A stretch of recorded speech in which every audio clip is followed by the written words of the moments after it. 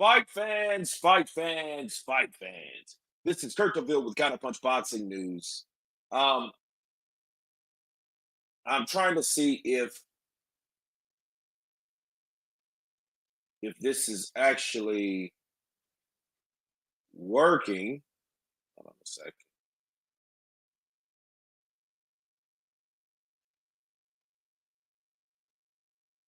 Testing, testing. One, two, three, testing.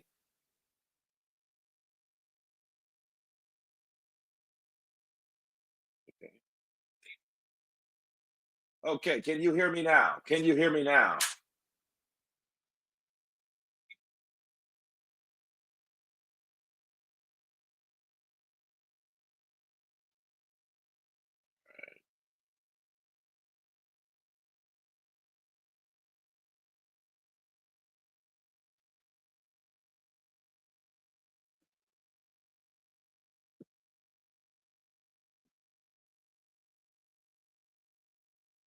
Okay, the legend. Counterpunch to you. All right, I am back. I don't really know what happened. I was looking at some intro music or whatnot, and it wouldn't shut off. I have no idea what happened, but I think it was a better question to see who's the boogeyman. I do agree. I think I get Caballo is the true boogeyman. I think that guy has proven to us without a stand-in or without a all of a sudden change of opponent. I get Caballo is the new boogeyman. I think he's the boogeyman. I think he's going to be the guy that's going to have issues. I was talking to Michael Hunter last night. We talked for a good while, and he told me about his problems with the industry, and he will be on the show. He will be on the channel. We need Caballo, and we need to get him a title shot. Well, here's the thing, Mama Lou, counterpunch to you, the legend. Nice. Fenerbahce jersey. Turkey in the building, baby. That's what I'm talking about. Yeah, man. Um, I think that Joseph Parker, if we're going to be honest about everything, I think the people that were involved in the first lineup of fights should get first dibs. And Joseph Parker, Danny Dubois, Anthony Joshua, I get Caballero. Um, those guys should get first dibs. I think the winners of those fights. Joseph Parker has never lost. I get Caballero has never lost. And I think, and it's time for Turkey Al Sheikh to give up the whole ideal fights, because if you think about the ideal fights, none of them has happened. None of them. Because remember, the ideal fights were supposed to be the only fight that actually happened was who? Tyson Fury versus Alexander Usyk. Okay, because when the days of reckoning was made, Alexander Usyk, along with Tyson Fury, that fight didn't get made. It was trying to get made, but it was never made.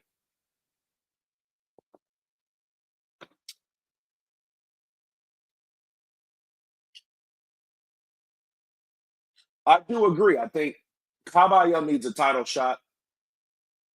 And I think Caballo needs a title shot due to his consistency.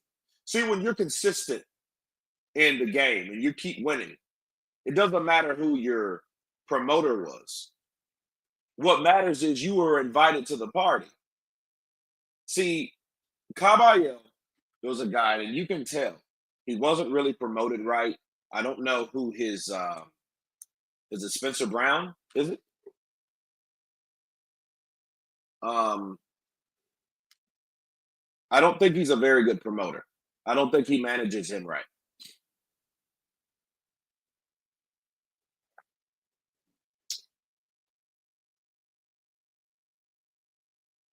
Mama Lou in the building. Hiya. Caballo versus Parker would be fire. Um, Capitano Colonia. I think that would be a very good fight. I think if I get if I get Caballero and Joseph Parker, two guys that have never lost. If you look at these two guys' track record since this whole thing kick started off, those guys have never left. Kenny B in the building. What's up, brother? Counterpunch to you. And I would say this: if I know what the problem is. Okay, let's just be real. Turkey Al-Sheikh is favoring the most popular boxers. Like he favored Tyson Fury, Alexander Usyk because they were the two champions naturally. Okay, so that fight needed to happen. So those fights happened. Turkey Al-Sheikh got them done. He got them signed. He got it sealed, and he got them both delivered. So between last year and 2024, we witnessed an undisputed fight and a unified fight between Alexander Usyk and Tyson Fury. Alexander Usyk won both by decision. Okay. Yes, I just started the live chat. Yes, I have. I just started. That being said, you still had guys like Anthony Joshua, Deontay Wilder. They were the guys from the generation that is now fading. Okay. And then we're being pushed, as we're witnessing, we're being pushed into a new generation. A new generation of fighters are happening right now. They're popping up on the scene and they ain't going nowhere. Some of them, have taken losses like Jared Anderson. Jared Anderson was that new kid on the block. But we have other guys. Moses Atoma. We have a lot of Cuban fighters. Mr. Bakaril Jololov is in the building, and he went back to the amateurs. And now he's back to the pros. So we got a lot of new blood that's coming on the scene. We have some old guys that are coming in. David Tua is trying to come back. Ataber Bucci's trying to come back. And I honestly think they're being set up. But we're getting pushed into an era of boxing, of heavyweight boxing that we're witnessing. We're seeing guys like Danny Dubois beat Anthony Joshua. Well, here's the thing. Those guys kick-started it off so I can understand it. Well, what's to do about like Hrgovic? Hrgovic's coming back. I don't know how much of a force he's going to be, but he's coming back. Turkey just makes them fights for the big money. Well, the thing is, he's honoring these guys that I don't think are really valuing their wins. Sure, Daniel Dubois has won as well. He hasn't lost since as well. So you got to throw Danny Dubois in there. Joseph Parker, Aget Caballero. Everyone else has lost except for Alexander Usyk. And Usyk was always the champion. So he's always been defending his belts. So you got Usyk at the top, then Danny Dubois, then Joseph Parker, then Aget Caballero, right? But then you got to ask yourself, okay, Danny Dubois got sick.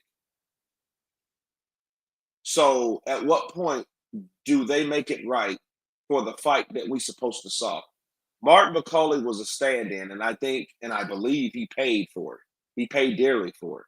Caballero the Lumberjack. Absolutely. DJ Anton in the building. That's exactly what you call him. That's his new name. Caballero the Lumberjack.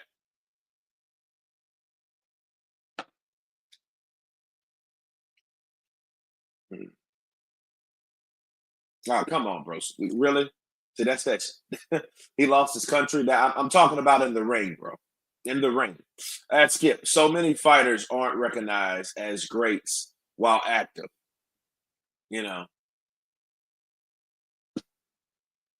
So many fighters aren't recognized as greats while active. I'm happy people recognize how great Bivol is while he's still doing it. Well, Bivol's just a good fighter, and you can tell in like round 7 and 8, he started feeling himself. He started getting that rhythm. He started working, and that's how you box. That's how you box and move, and that's how you avoid that pressure that he didn't avoid in the first fight. Okay, to be fair, to talk on the new undisputed light heavyweight champion, Dimitri Bivol. This is for you, buddy.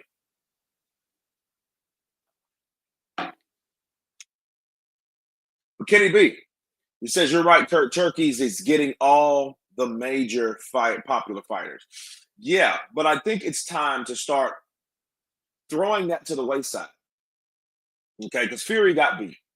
Okay, we wanted AJ versus Wilder. It didn't happen. They both lost. We wanted AJ versus Tyson Fury. It didn't matter because they lost. Okay, and they're still trying to push these fights. Like, hey, what about AJ versus Tyson Fury?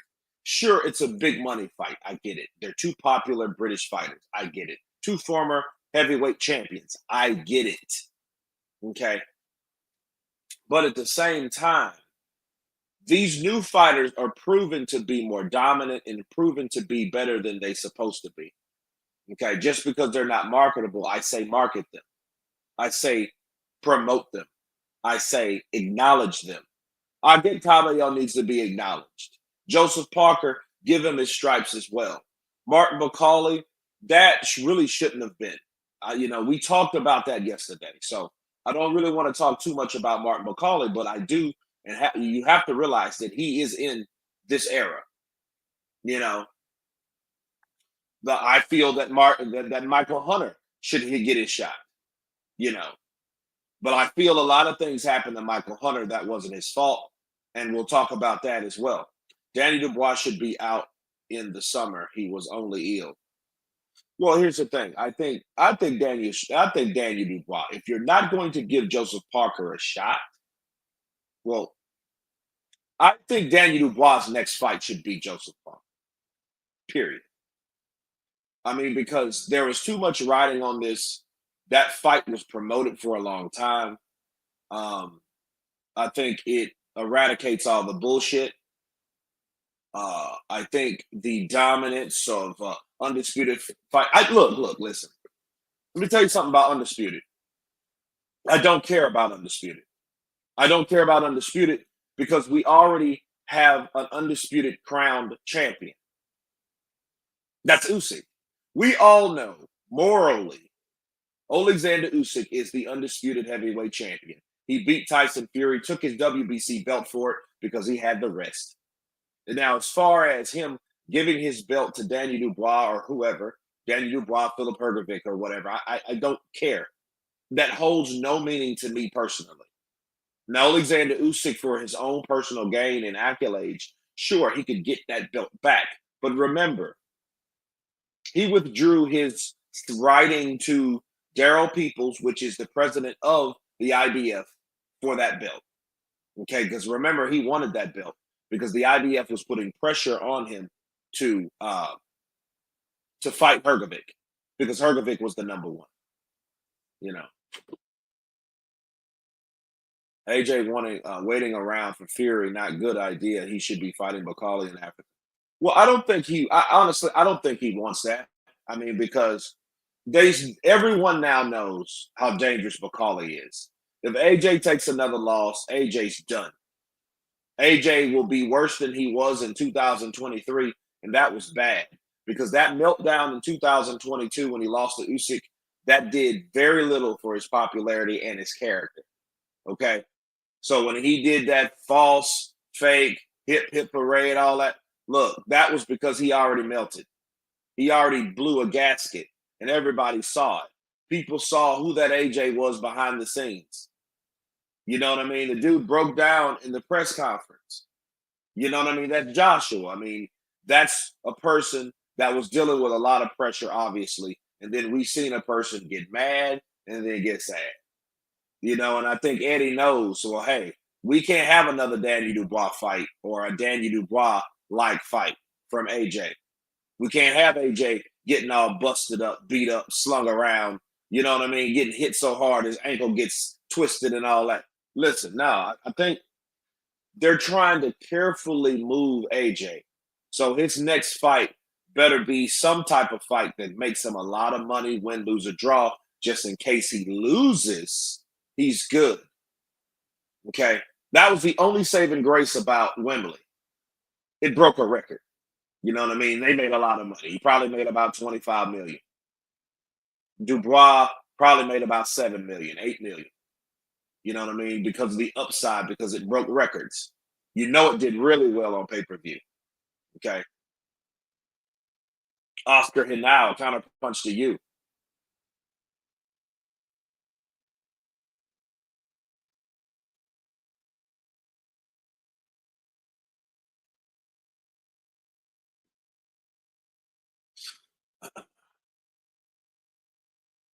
I think Triple D pulled out of the fight. Usyk so acted sick, so he was fine the day before. A lot of videos out there. Usyk saying, "Hey, Triple D, I'm fighting me in May." Well, I don't think Usyk cares. I don't think he buys into the whole thing. Um, I don't know. But I can tell you this though. I can tell you this about Danny Dubois. I don't think he cares either. I think Danny Dubois wants the Usyk fight. I think it was a lot more to it. And if Billy Nelson was in on it, I think he's a snake, like Hatman said. I think he's a snake because I think they knew that Mark McCauley, they needed a sacrificial lamb. They needed somebody that wasn't training. And who knows who's doing what more than the trainer and the manager. See, the thing is, he lied to the public. Billy Nelson lied to the public. The truth is, Mark McCauley hasn't even sparred anyone since last year. He hasn't done anything for a long time, 3 or 4 months. Yeah, he went to the gym, I guess, for his own personal thing, but that boy could eat. I don't know if he goes on a special diet while he's training for a fight, but he wasn't training for one. He got a fight signed. Turkey Al Sheikh promised him 2 fights, but he wasn't in any kind of training camp. That's the truth. That dude wasn't doing anything. You know, anybody can go on social media, anybody can go to a gym, throw a few punches on the punching bag, work up a sweat, record it, post it, and then leave. That doesn't mean you're in a section with your trainer.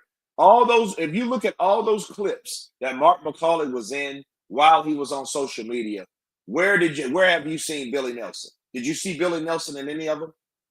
No, because he was nowhere near Billy Nelson. Billy Nelson was in another country, wherever Billy Nelson's from. So it is what it is.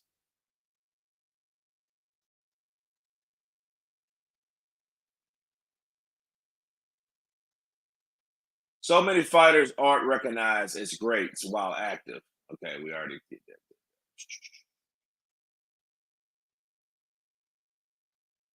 Georgia says Triple D is still missing. You know, the bad thing about Danny Dubois is like he doesn't have social media and stuff like that. His dad does all that shit. And I'm like, dude, you're in your 20s.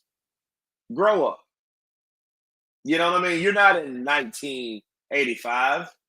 You're not in 1993. You're not in 1998. You're in 2025. And see, people believe that Danny Dubois ducked. People believe that Danny Dubois ducked Joseph Parker because they were afraid of the possible fight that Alexander Usyk already wanted, because he already said what he wanted. He wanted a shot at the title. Danny Dubois has the title. He wanted double undisputed. He's unified. Daniel has the belt that he gave up anyhow, and he wants his belt back. By getting his belt back, he would become a double undisputed heavyweight champ. He would be like Lennox Lewis. Lennox Lewis became a double undisputed champion because he lost it to Hasim Rahman, but then he got it back. That's how he became double undisputed, right? Mark McCauley is overhyped. Hmm. I think what it is, I don't think that he's overhyped. I think that he wasn't training, but we learned one thing about Mark McCauley. Okay, let's talk about Mark McCauley for a second. Mark McCauley is human. He's human. He's human like everyone else. Everyone, this grizzly bear, this monster, this boogeyman, or whatever. Listen, Mark McCauley can be hurt just like any other fight. We learned that about AJ. We learned that about AJ in the Dillian White fight, to be fair, at the O2 back in 2015, 10 years ago. when Dillian White caught him with a left hook. But I mean, it wasn't that bad though. And Dillian White has a really good left hook, and I'm talking about an undefeated Dillian White, because that's the Dillian White that hurt AJ in the first fight. Okay, because so we learned that about AJ, but we also learned like, yo, this dude can be hurt. He's vulnerable to certain punches, and we learned that about Martin McCauley, to say the least, about Martin McCauley. Brad James, JP will definitely beat Usyk. Watch this. Wow, that's a bold statement. I'm unsure about the speed, and I think the speed will be the factor versus overall skill. Skill and speed, not necessarily power unless it's on Joseph Parker's end. You see what I mean? Like, I would like to see it because it's a fresh matchup. Okay. Joseph Parker taking on Alexander Usyk would be very good. It would be a very good fight. And I think if Usyk cared to challenge himself honestly, he would give Joseph Parker an opportunity, or Aguet Caballo. If you notice, when Aguet Caballo defeated Zhilei Zhang, and Aguet Caballo became the WBC interim heavyweight champion, who crowned him? Alexander Usyk did. Alexander Usyk was in the ring. He put the belt on Caballo. If you guys missed that, I didn't miss that. I saw that whole thing. He came in, he congratulated Caballo. When they gave Caballo the belt, when they crowned him the belt, they put Alexander Usyk put the WBC interim heavyweight championship, WBC belt on Aguet Caballo. He says, I think Zhang would beat Usyk and Dubois 3 years ago, but boxing is corrupted. Well, I just think, honestly, that's just how it goes. Jose Chavez, I mean, you get old, you get old. I think that they carried Zhang too long, because I'm going to tell you why. Think about Zhilei Zhang. Who did he fight in the Olympics? Oscar, Jesus. Anthony Joshua, right? So Anthony Joshua beat Zhilei Zhang in the trials, in the Olympic trials. That was a long time ago. 2012 was a very long time ago, man. So if we're looking at time frame, Zhilei Zhang, I don't think he fought enough. I don't think they promoted him enough. What is the fighter that's supposed to be like Mike Tyson? What is his name? I don't know. Are we talking about Moses Atoma? These new heavyweight fighters don't seem to want to talk, promote themselves. They're lazy. I'm not sure if they're lazy. I just think they don't have the personality like that.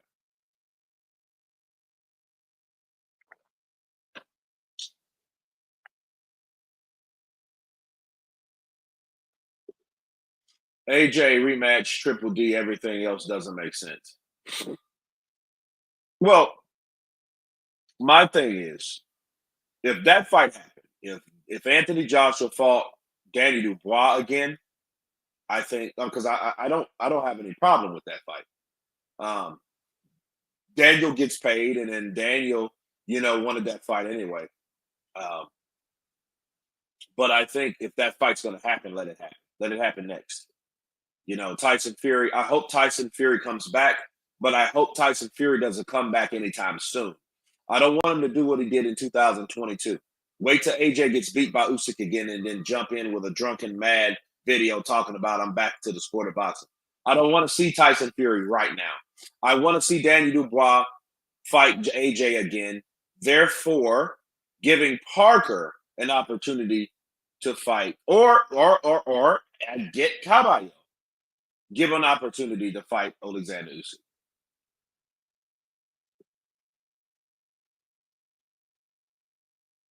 Because I would rather see AJ attempt to get the title back versus Danny Dubois trying to get his revenge back to become undisputed, because I just don't see Danny Dubois changing anything about what he done.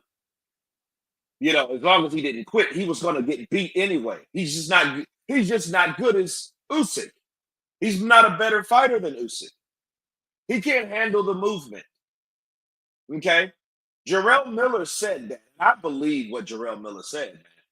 I believe Jarrell Miller heard, okay, him and his camp, that when they were getting all those fights together on the Days of Reckoning card, he overheard from Serafina or Dimitri Salita or whoever, the people that that Jarrell is dealing with or was dealing with, he heard that Danny Dubois didn't want to fight Joseph Parker.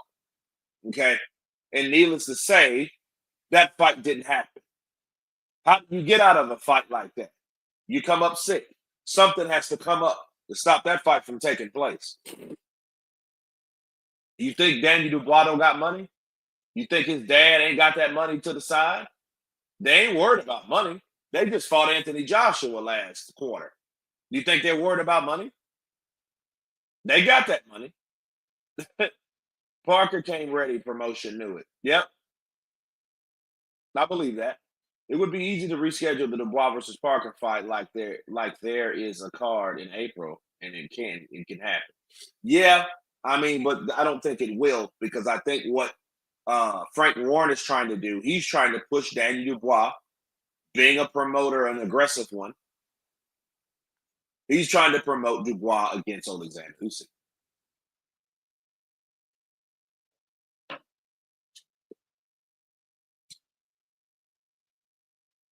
Wardley versus Moses Atoma would be a great fight. Who you got, Kurt? I don't think Wardley would want that. I don't think he would want that type of fight. I don't think he would want that fight. I think that's like Keith Thurman fighting Errol Spence because Wardley is farther along than Moses. So Wardley is about here. Moses is about here as far as progression in their career. So I don't see Wardley trying that. I see Wardley trying to get a shot at Kubrat Pulev, right? And then what's happening now, Michael Hunter is the WBA mandatory. But then Wardley's promoter is trying to get that fight with Kubrat Pulev when it's actually supposed to be Pulev versus Michael Hunter. Michael Hunter signed with Don King. Don King's 90 something years old, and I hear he's having health problems. I hope he gets better, but what do you do? You're in your 90s. So I don't know if he will. And he's offered, and he has a lot of fights that he's promised other fighters that he has signed to him. Michael Hunter is signed with Don King over here in the States, So the heavyweight fights are not really happening. You know what I mean? As far as Americans go, somebody got to fight Hunter. I think Hunter, they did a lot to keep Hunter away, which it's crazy because why didn't they get Hunter? Why didn't they call Hunter instead of Mark McCauley? They could have called Michael Hunter for that fight. He could have fought Joseph Parker. Michael Hunter versus Joseph Parker would have been a very good fight. I don't know who would necessarily win because Joseph Parker was already fighting someone I think would have been slower, but that style matchup would be very different. Wardley versus Dubois pulling out made me not buy the pay-per-view. I still watched it, Well, I mean, I think that's your prerogative, Jose. I get versus Triple D be crazy. I get it's the body snatcher. I get versus Triple D would be good.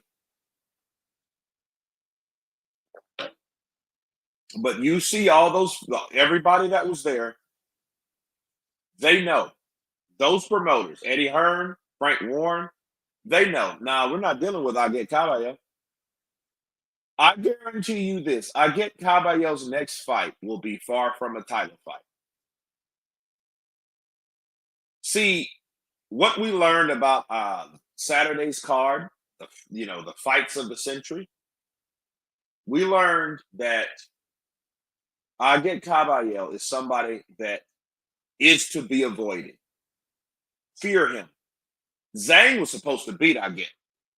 Arslanbek was supposed to beat Aguet. I don't know about Frank Sanchez, but Arslanbek Markmadov was that fighter that we were looking at, right? Because he had back and forth collaborations with Tyson Fury. Tyson Fury is one of those guys that he'll fight one of those dudes. He would fight one of those dudes, you know, because I mean he was making a name for himself because he beat Rafael Akshapiri, right? Hunter is a spar fighter. That's the only way he can make cash right now. That's the only way he makes money. You know, you've seen him in AJ's camp, you've seen him in other camps. You know, that's the only way he gets paid. Dubois is pulling out of the fight because of the dipping test. What's the dipping test? Caballero just signed with Warren this weekend. Did he really? If he signed with Warren, I don't know necessarily if that's a good thing or a bad thing, but if he did, we will see if he will be promoted or demoted.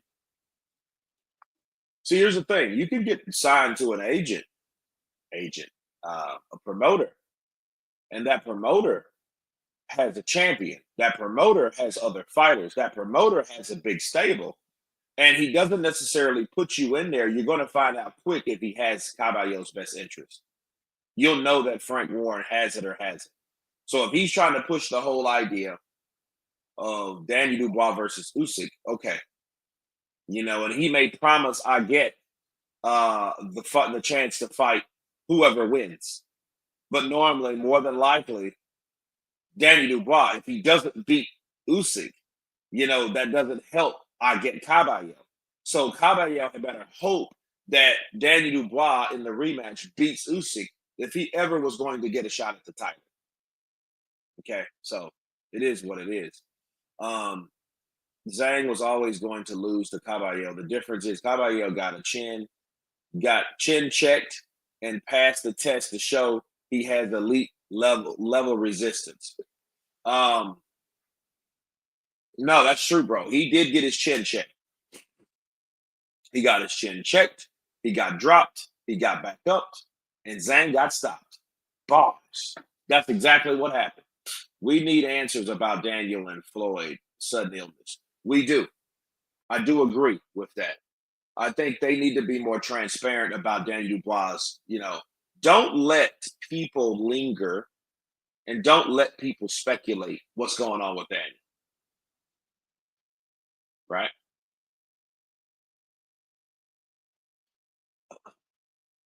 I mean, because the more you uninform, the more people can misinform, if that makes sense. So you're not informing anybody. You're, oh, a viral infection. What kind? What kind of viral infection? Flu, cold, STD? That can mean anything. That could mean anything. I mean, here's the thing: the doctors will tell them, "Well, it's a viral infection." You know, what does that mean?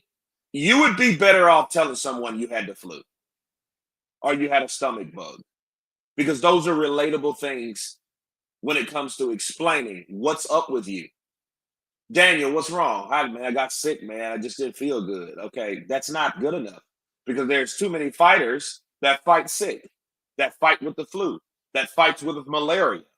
You know, from different countries. A lot of African fighters, you know, malaria runs around. That's why before you go to certain places like Senegal and Mali and places like that, you have to take a malaria shot and a couple other shots because it's running rapid there. You know, that disease is known for that country, so you have to take the proper shots so you don't get sick.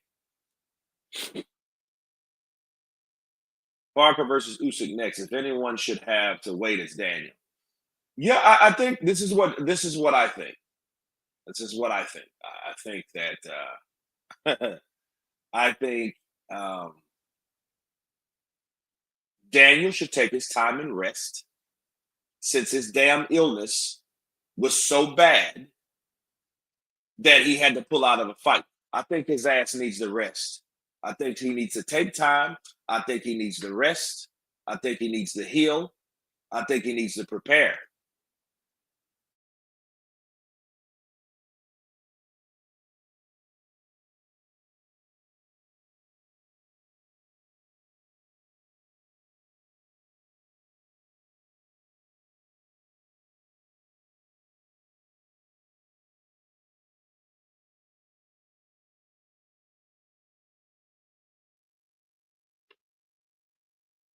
Jose, we didn't have Turkey greasing the wheels. Let's see if he stars a rise and makes things worse.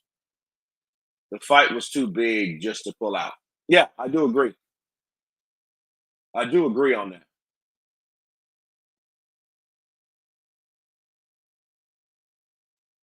I do agree. I think that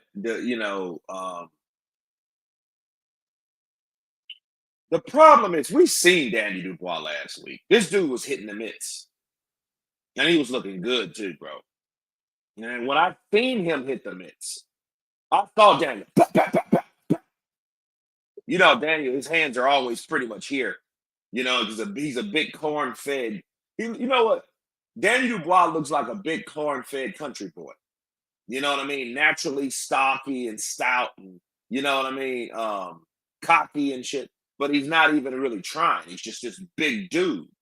You know, Dubois is pulled out because he can't pass the dope. Mm. Here's my thing. Daniel needs to explain his illness, at least just so we won't think it's something else. Because we're hearing that a lot. Daniel taking drugs, Daniel having STDs, Daniel catching something from some horror or something. I think that would be better because viral infections could mean anything. They said Dubois was good the day before. Yeah, that's what I'm saying. Dubois was good the day before, man.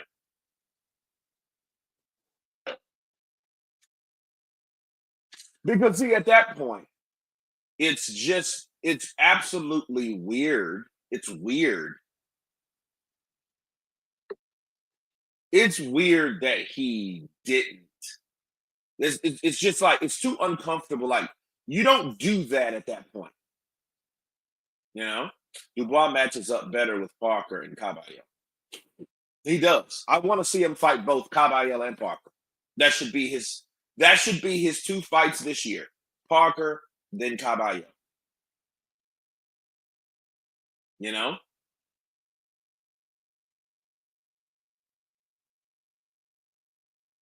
ate too many crayons. If Daniel,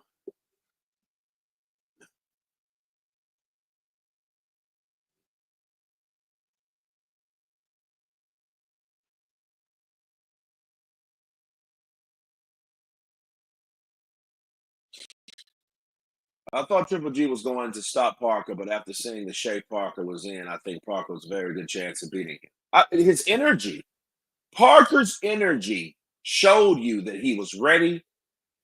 And here's my thing: when I seen him at the media workout, his energy looked great, right? So I was like, yeah. But then I seen him 267 pounds. I was like, ooh. So then I was weary. So I kind of changed my mind. Like, wait a minute, I don't know. How he would be. But see, that was after Daniel already pulled out. But I did think to myself, probably Daniel would have beat him based on the last Daniel that we saw. The last Daniel clip that I saw was last week. It was either Monday or Tuesday. This guy was in the ring. This guy was in the ring throwing combinations. Doing the whole, the whole block and attack methods. That the drills that they do with the mitts. You know what I mean? He did the same thing with Anthony Joshua. And he was talking about, hey, I'm going to do this to Parker, and we're going to see, and this, that, and the other. And then the next day he pulls out, and it makes you think, like, okay, dude, what's the deal? Now, did he say, like, did his voice sound raspy? Yeah, but it seemed like something was wrong. Maybe the something was wrong that he was sick. You know what I mean? But I would say this. Here's my thing. I would say that even if he was sick or not, I think, you know, it's still rude. It's still too late to pull out. He made it uncomfortable for a lot of people. You know, see, if he would have pulled, like, if he would have did that Floyd Schofield, like, because Floyd, like, a couple days before that, Floyd got sick. But Floyd gave Danny Dubois an out because now it's like, okay, you got two fighters that's sick, and it makes Saudi Arabia look bad. Think about it. You know what I mean? Like let's say something else happens. They got another card, and somebody else goes over there, and then they get sick. You know what I mean? And then it's like, okay, well, wait a minute. You remember Daniel Dubois got sick as hell over there. He had to pull out 2 days before the fight.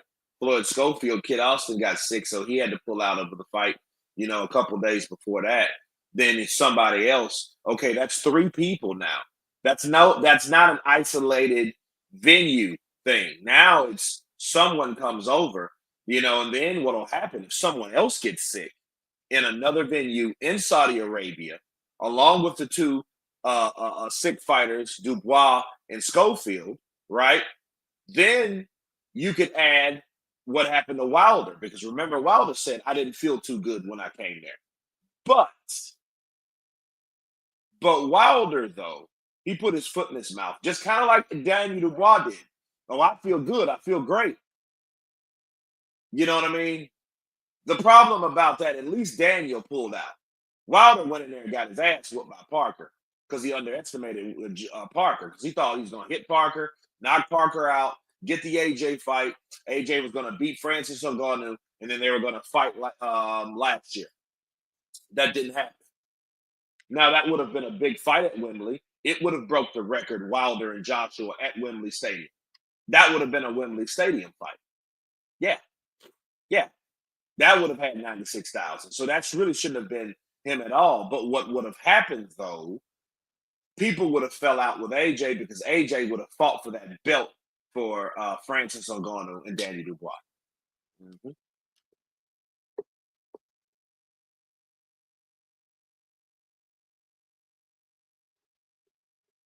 When Francis fought AJ, he said something didn't feel right. Well, I mean, he didn't say he was sick, though. But then again, hey, that's not looking good for Saudi. Wilder is a bum, always was, and he was a DEI champion. I don't know what that. Wilder surviving against Parker is impressive looking back now. Well, I mean, I think people need to understand that there's a difference in punching power between someone that's 6'4" and 250 pounds, Joseph Parker, versus somebody that's 6'6" and 300 pounds, like Zhilei Zhang. Those are two different fighters with two different punching powers. Okay, Zhang can bang. That dude's known for his punching power. Don't let that 300-pound Chinaman hit you too many times, especially with that straight left or that right hook. If that right hook will hurt you and that straight left will put you down. Okay, Philip Hrgovic was sick and still fought Dubois. Well, I don't know how sick he was, because I haven't heard that. Units, I never heard that. Fighters can still say they feel sick when they lose. Yeah. Yeah, I didn't feel good, man. I didn't feel good at all. Kurt, you think how about your body shots can get Usyk out of there? Yes, I do think that. But if they did fight, Usyk would train for that. Because what would happen in a fight like Caballero and Usyk, it would be a tough fight for Usyk. Because Usyk's younger. I mean, Usyk's older. Caballo's younger. Caballero will fight Usyk, but Usyk will have to do a lot of movement. I'm going to tell you how Usyk would fight Caballero. Usyk would fight Caballero like Bivol just recently fought and defeated Artur Beterbiev. He would have to, because if you stand stationary too long against someone like Caballero, we know Caballero has speed, and he works and he throws these overhand hooks at that southpaw. We've seen him beat a southpaw. Now, he wasn't a fast southpaw, but what he would do is he would be moving. Usyk would be moving feints, pop, pop, pop, pop, pop, feints, moving, pop, pop, pop, pop, pop. He would have to move, because as soon as he stands still, Caballero's going to that body, to that body, that chest, that midsection, that liver that's sitting right there for that southpaw, that liver right here that front hand, under that front hand, he's going right to that liver. You know what I mean? The bear has blunt claws, 40, and is probably too old. Can Usyk make Caballo respect him enough to keep him off? I don't know. At 38, I don't know. We never seen a 38-year-old Usyk fight in the ring yet, have we? This man is turned last month 38 years old on the 17th of January. It may or may not be a ticking time bomb for someone that is that age. I do have faith that Usyk can still fight and can fight very well. I think if Klitschko could do it, Usyk can do it, even though I think Usyk's style was more aggressive, and I think Usyk's style took more damage than someone like Klitschko's or the Klitschko's overall. See, the Klitschko's, they had a style that kept them safe. I think AJ tried to adopt that style from Vladimir Klitschko to keep him safe. See, I think Joshua found out in the AJ fight, the Andy Ruiz fight, that, hey, I don't want to have tough fights like that. Therefore, I don't want to go and dig deep like that. I want to do it smarter instead of harder. I want to go the Vladimir Klitschko route. That's how Vladimir was able to fight longer based on his style. Well, Usyk doesn't have that type of style. That's why we love I am very feel man, because he gets in there and you know that Alexander Usyk's in a fight. The best Alexander Usyk has looked was probably after the Daniel Dubois fight, minus his ball sacking prostate area. But he looked probably the best after that. All those other fights, if you think about it, Derek Chisora fight, he didn't look too bad. But the two AJ fights, the two Tyson Fury fights, yeah, he looked bad, bro. He looked like he had been in a fight, in a real fight, with somebody that was really trying to kick his ass. You see what I mean? So, yeah, I think that, I think that Usyk's style is different. And I think AJ tried to adopt that Vladimir Klitschko style to avoid taking a lot of punishment. Someone I know will told Big George that he was too old to make a run. Heavyweights lose 15% power.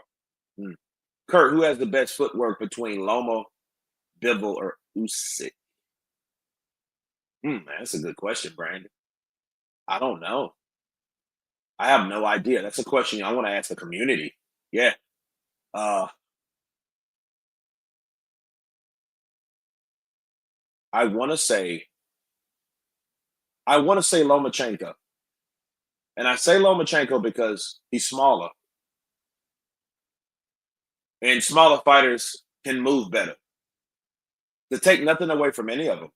Because, you could just, you could pick one. You could pick Bivol, you could pick Usyk, you could pick Loma. But I think it's Loma. I think Loma is smaller. Smaller fighters are more mobile. Loma was known for that type of footwork. Whereas Usyk, I think Loma made the standard for Ukrainian footwork. Because you have to think about the Ukrainians for a minute, especially that little circle. You had the two Alexanders, Volsnik, Usyk, then you had Loma. Those three guys were very tight. There were a tight-knit group of champions. You had Alexander Volsnik at light heavyweight. Of course, you had Loma at, the lower weight classes. And then you had the bigger Usyk, which was at cruiserweight with the heavy. Well, all of these guys pretty much, Loma came on the scene with the overall footwork and the certain Ukrainian characteristics and style. He made that style a label, a brand, familiar, if that makes sense. Lomachenko made that footwork familiar in that regard. Okay, so I would say Loma by respect, right? Because Usyk Yes, he does similar things, but Usyk's in a different weight class that heavyweights don't have that type of movement like that. That's why it's a good thing. That's why Moses Atoma, he punches like a mule, but he has footwork and head movement. So he's a great combination between what a heavyweight should be. Okay, but that's not the normal. The normal heavyweight can't move like Usyk, okay, or Bivol, right? Or Volsnik even.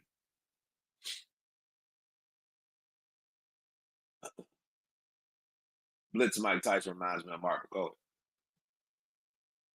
Yeah, I remember that. Tony Tubbs. Usyk should fight his mandatory, not Danny Dubois rematch.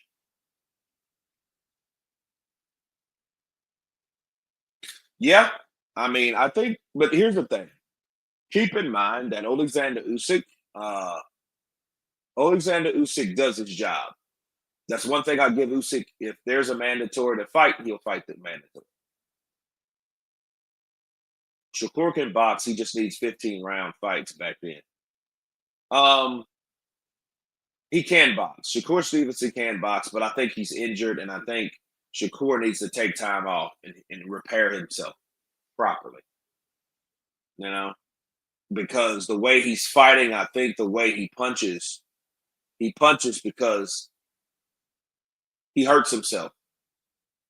I noticed that, and I was pissed off, and I seen how he fought. I seen a lot of times he hurt his hand. He hurt his hand into the body. He was hurt trying to punch body shots, but those body shots that he did land, that did hurt his hands, did take out the electrician. Kurt, do you see Alexander Usyk losing? He could lose, like anybody could lose. Um, I just think at this point, if he lost, I don't think that would mess up his career unless he just kept losing and staying around for no purpose. And I think that's what Roy's problem was, Roy Jones Jr. Roy, you became a heavyweight champion. Then you went down to light heavyweight and then got beat by Antonio Tarver in your second fight. Well, after that, you should have just retired. There was no need for you to hang around for the next 5 years, 6 years, 7 years.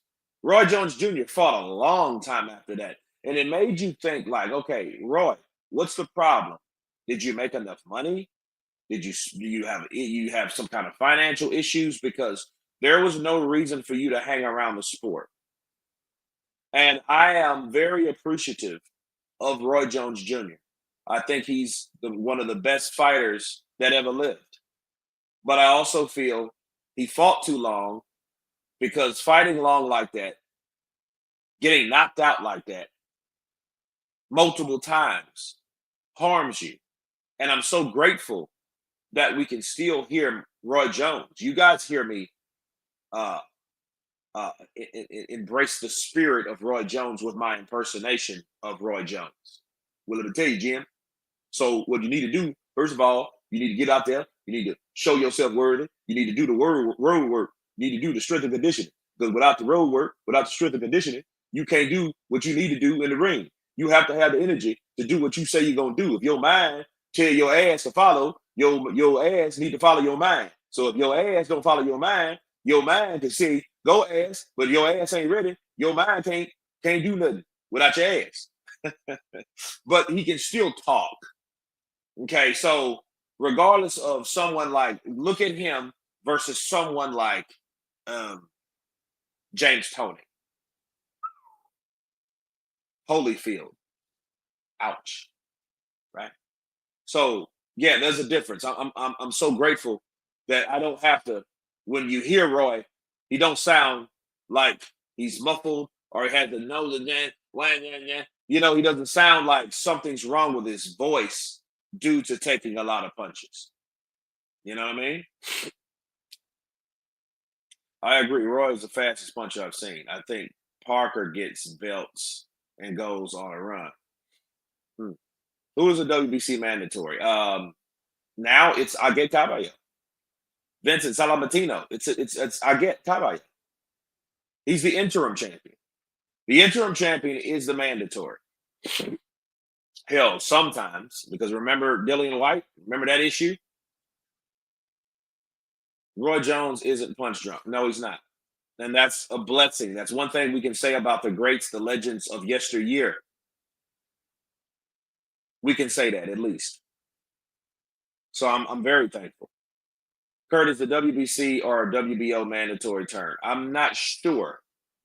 Um, the IBF was just fulfilled by Daniel Dubois, so the IBF's out. Okay. What's next? Maybe the WBO. So it may be Parker's turn because he is that guy. He is the WBO.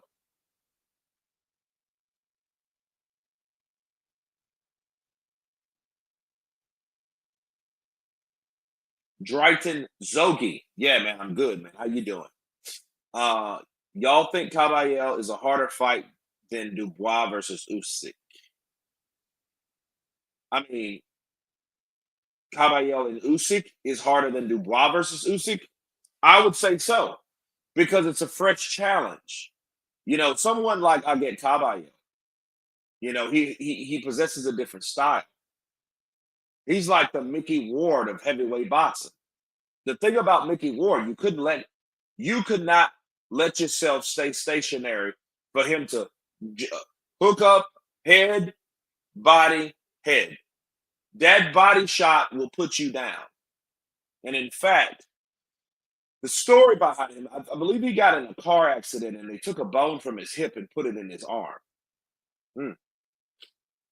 Usyk wants to erase the narrative that Dubois knocked him out. I hear you.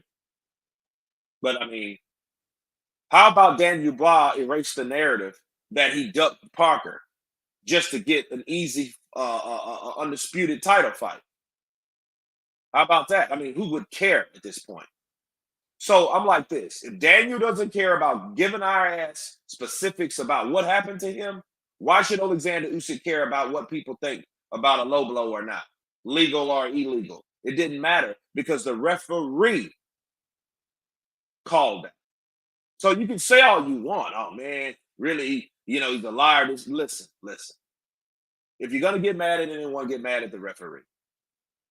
And I'm not pissed at the referee because I did my research. Me and Showbiz, actually. We did the research on it. The same fighter that ruled it a low blow for Usyk when Dubois hit him was the same referee. The same referee gave a low blow, okay, to Danny Dubois is the same referee that gave AJ a low blow to Alexander Usyk. Okay, it was the same ref. So he called it the same way. It wasn't a difference like, oh, wait a minute, that's illegal. And then, oh no, it's illegal on this particular fight. No, he did it the same way. He got punched in the same area and he ruled it in the same area. So there you go. So it was no conspiracy. That's just how the ref saw what is legal or what he thought was legal versus illegal. That's it. That's done, bro. Okay, you would have an argument if that guy again, if AJ would have hit him in that same area, bow, and then he was like, "No, it's good, it's good." And then when Daniel Dubois hits him, "Oh no, it's not good."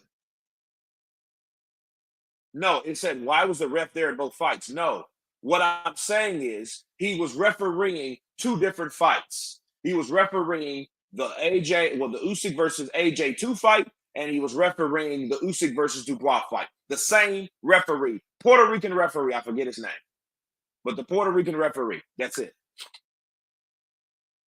Martin was not in shape. Come off the plane into the rain. You call that a fight? I guess social media call that a fair fight. I mean, listen, when you're pushing a narrative, that's what you're gonna do. Most people that said Martin McCullough, oh, he's really not that good. You casual fools. You know what I mean? Ward also strengthens his hook to the liver. From shoveling work, he was a construction worker, if I'm not wrong. Mickey Ward, yeah, man. That them union dude hooks. You ever had somebody with union dues hit you? They have to pay union dues. That's the point I'm making. He doesn't let anyone work at the body. Well, it's not work at the body. It's just where the punch landed. You know. You wanna add more to that? Let's get deeper into that. Daniel Dubois' trunks were a lot higher than Usyk's. Usyk's trunks weren't even high. See that whole narrative that Tyson Fury made up with the trunks way up here. That's how Tyson wears his trunks, not Usyk. Usyk's trunks were below his belly button. You know, to a lot of fighters' understanding, any punch below the belly button is considered low. And if his trunks were below his belly button, that's low. Simple. I mean, it's not too hard to understand. You don't supposed to get hit under the belly button, the navel. Okay, so you're not supposed to get hit under the navel. How do you beat a guy like Caballero if you can't KO him? You don't KO everybody. That's the problem. He's going to be dangerous. You have to have stamina. You have to have mobility. You have to have a boxing IQ, and you have to be ready for those damn body shots because you know he's coming to your midsection with some assault. And you have to understand, you can't knock him out. And I think that's what Zhang's problem.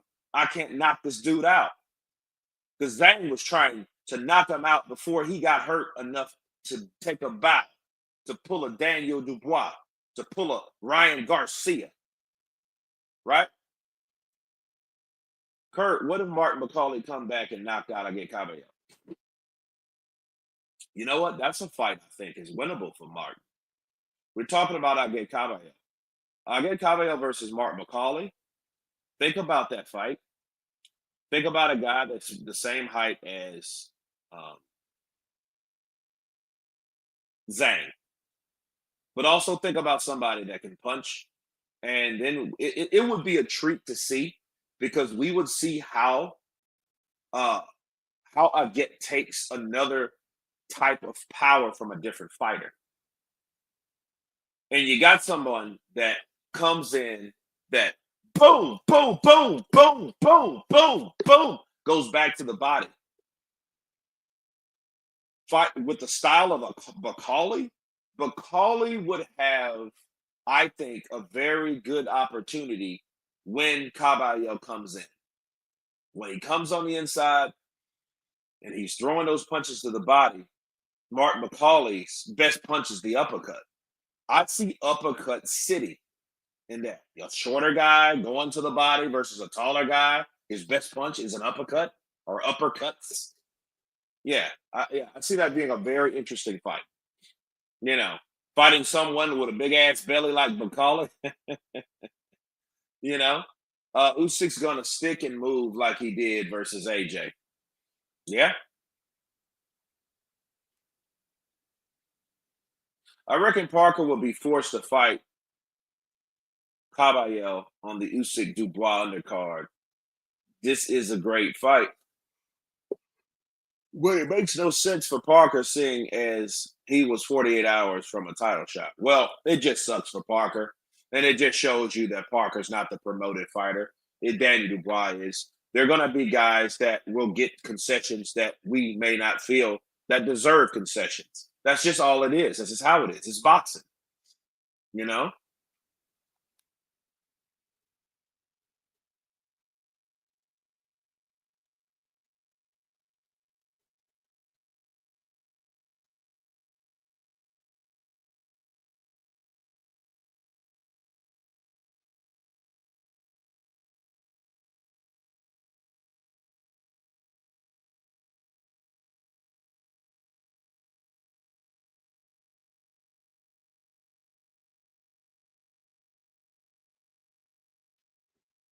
Usyk can't soften the body shots as well as his head. He keeps a high guard. Ajagba versus Bakali is not for the IB now, or I don't think.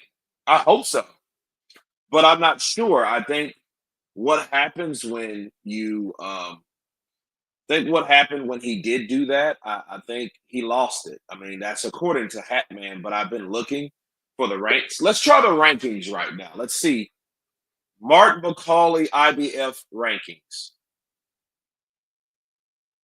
Okay, let's see. Okay, heavyweights. The IBF. Mhm.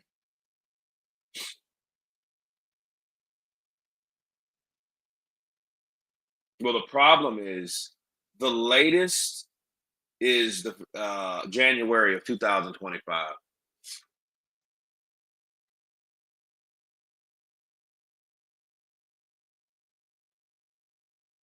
because it still has Mark McCauley ranked number three.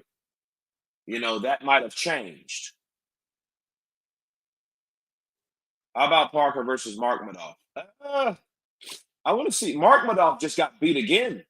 Mark Madoff got knocked out by Guido. Yeah, Vianello Guido had not just stopped Mark Arslanbek Markmanov. And see, this is what we don't want to see. I'm going to tell you what happens. If a Jogba beats Bacali, it's over for Bacali. Nobody will care because he'll be beat by a guy that went under.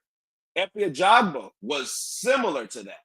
And what kept Efe Ajagba relevant, he kept talking up AJ's name because Efe Ajagba was Nigerian. He is not Nigerian. I am Nigerian. Anthony Joshua is not Nigerian. He is not. He is not Nigerian. Right? And what happened to this man? He met a beautiful lady. They got married. You know what I mean? So, and then he's a lot happier. So I'm happy for Effie because you don't hear him talking shit about AJ no more. You don't hear him talk about nothing, none of that. He's just fighting, taking care of his family, and doing what he's supposed to do. Now Macaulay can be champ now. Sometimes a loss is good. Sometimes let's hope it's good. But Turkey owes. Listen, Turkey Alashik owes Mark McCauley. He owes him. So hell, Mark McCauley may get a shot before I get Caballero. Think about it. It's crazy to say, but that could actually happen. McCauley got to be careful now because people might be more willing to chin check him. Well, yeah, but I mean, if that's the case, go in there and try. Go in there and try. He didn't stop him. He outpointed him. Who are we talking about?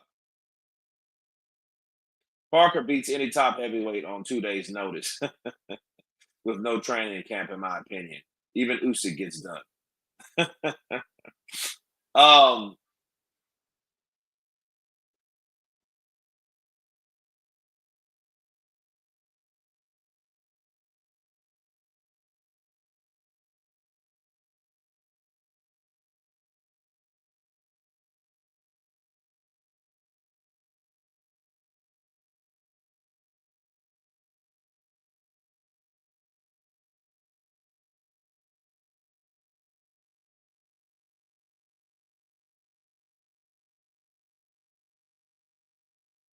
yeah.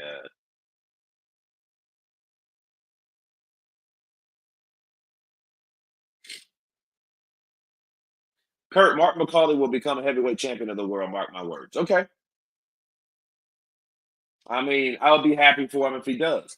Parker's being hyped up right now. Yeah. I mean, I think people should understand, and I think what they did, they're hyping him up because they underestimated his punching power. So I don't think Joseph Parker has a problem with that. You know what I mean? Any news about Philip Hergovic? Yes, Philip Hergovic is back, bro. He's training. He had a child. He's been married, had a child with his wife. He's been spending time with his family. You know what I mean? He's been doing it. He's been training, living. He's kind of like Efe Ajagba is. Like they're putting their priorities together.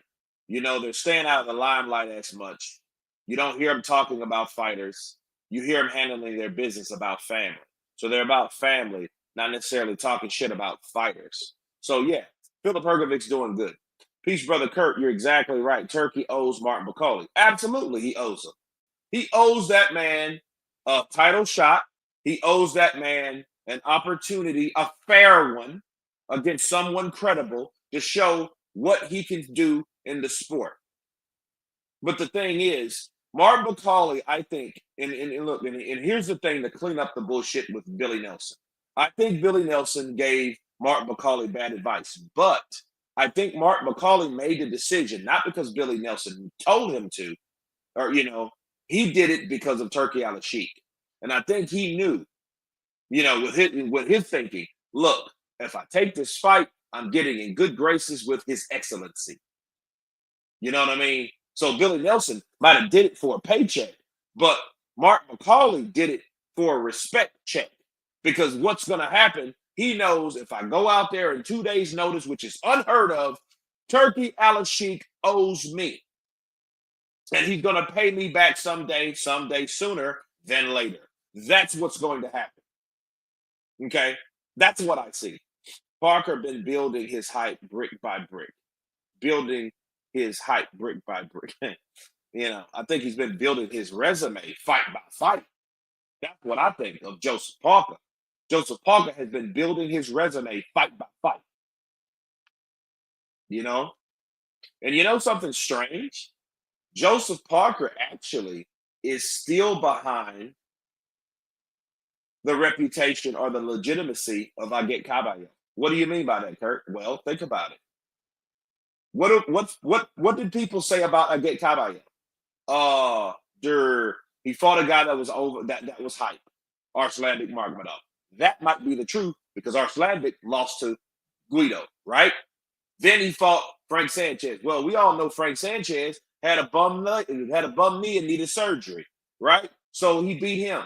Right now, he's finally got his accolades and his flowers because he beat a guy with no injuries. He's beat a guy with no issues. And he's beat a guy that is a dangerous guy that just knocked out a guy that used to knock out other guys, and his name is Deontay Wilder. So he came in and did something that showed people like, well, wait a minute. Not only can he take a punch from a big fighter that has a big punch, big bang zang, he can also do the same thing that he's been doing.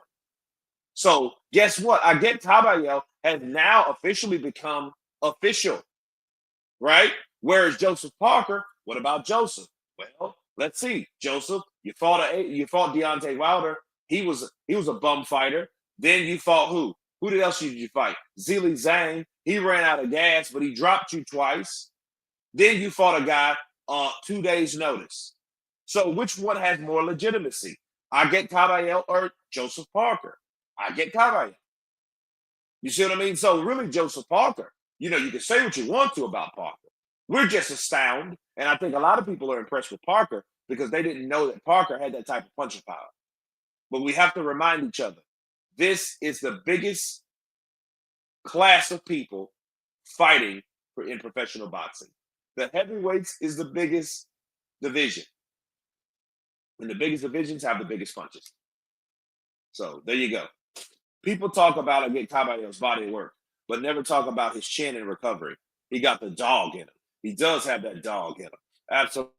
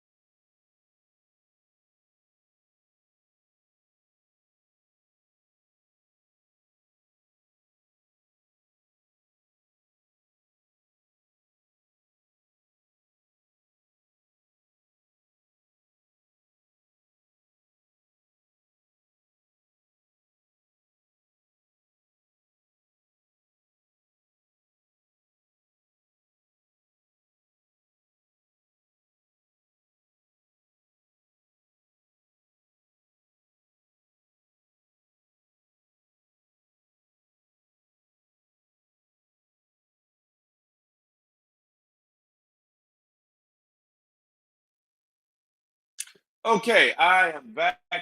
Sorry about that. Had technical difficulties. Had to unplug my Ethernet card for a second, but no, I'm back on the scene, and we are still counterpunching. Okay, so let's see. It's all right. Okay, cool. All right, what happened? Yeah, technical difficulties, but we are back. Don't worry, we still got enough time to counterpunch, and we were back on scene. Okay, Zhang was blowing after round one, trying to get that area in. Man, you know what? Here's the thing: Zhang though couldn't hang up. He couldn't keep up with that pace. He could not keep up with the pace. Could not hang with someone that started very quick, like I get Caballero. I saw that fight again last night, and it was a great thing to see. I love a tree chopper, a lumberjack, a Caballero. You know what I'm saying?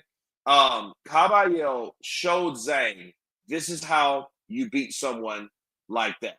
Powerful, good chin. You go to his body. I'm a body puncher. I chop down trees, right? You can pick the leaves, but it's better to chop it down at the bottom. That's what he did. Okay. Hello, Mama Lou again. Parker versus I get Caballero. Dubois versus Usyk, and the winner take on each other. I guess. I guess. I guess that's what it is. You know. Uh,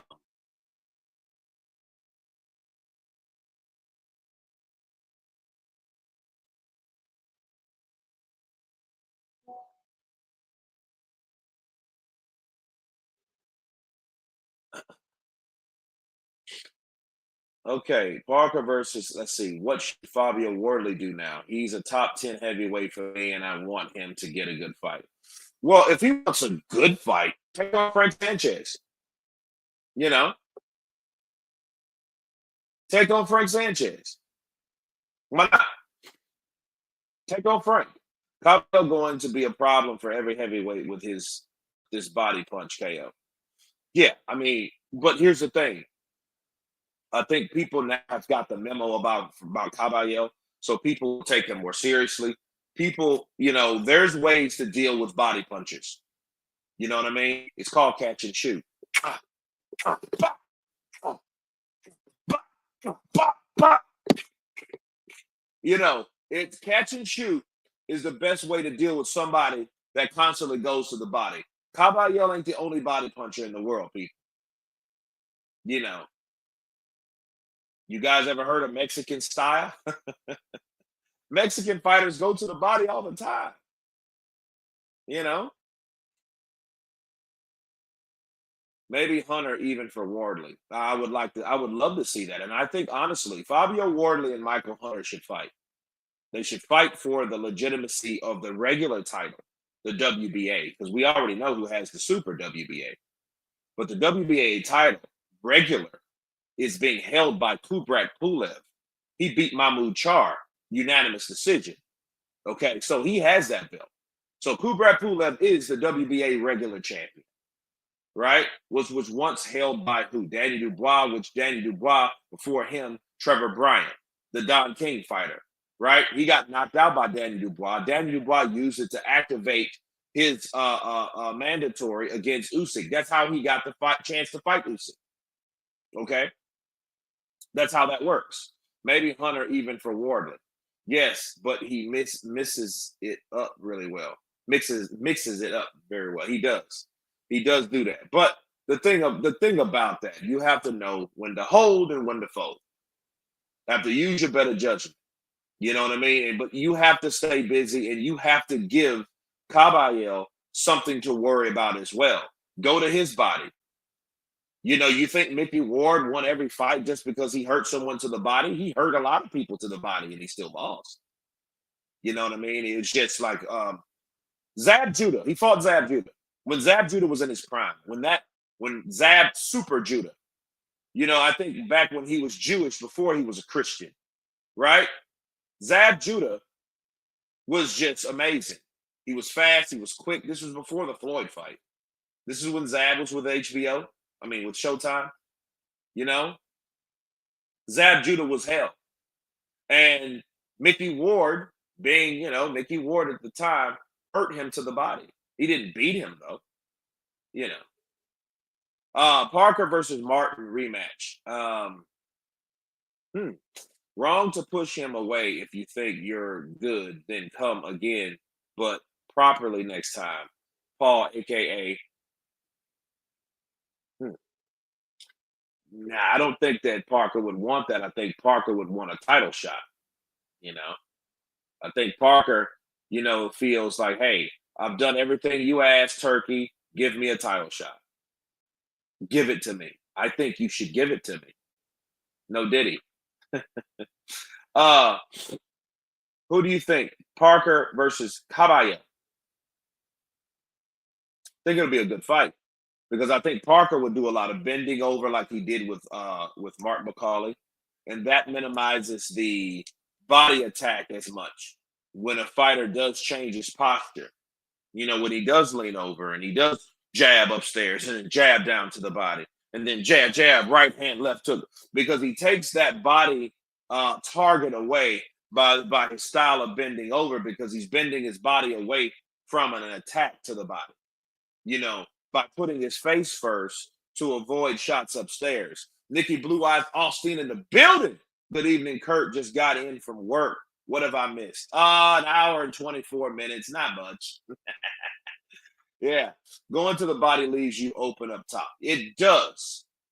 And, I think this is another thing and another factor that people overlook with Joseph Parker. They overlook the tutelage. They overlook the training. They overlook the trainer. They overlook Emmanuel Stewart, Crunk style, Andy Lee, okay? Student of the trainer, Emmanuel Stewart. See, that Crunk's gym style, Emmanuel Stewart trained greats. Andy Lee was one of those guys. Andy Lee is a good trainer, or a very good trainer, because he learned from Emmanuel Stewart. He stayed at Emmanuel's house. He trained Andy Lee. Andy Lee, needless to say, took on that craft, understood, and learned what someone else taught him. Now he's teaching someone else, like Joseph Parker, like Tyson Fury. Okay? Because unfortunately, Emmanuel Stewart passed away.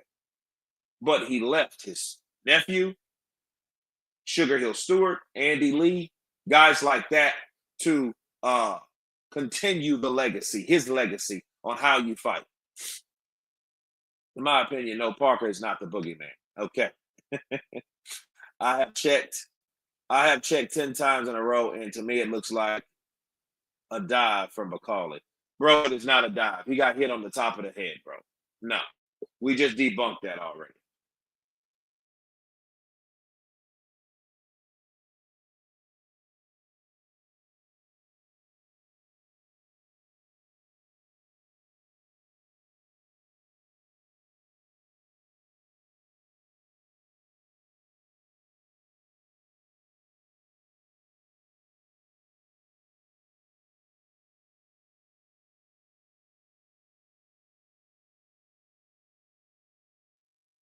Okay, your sound is back on. There we go. Parker clearly rocked McCauley right on his left temple. Yes, absolutely.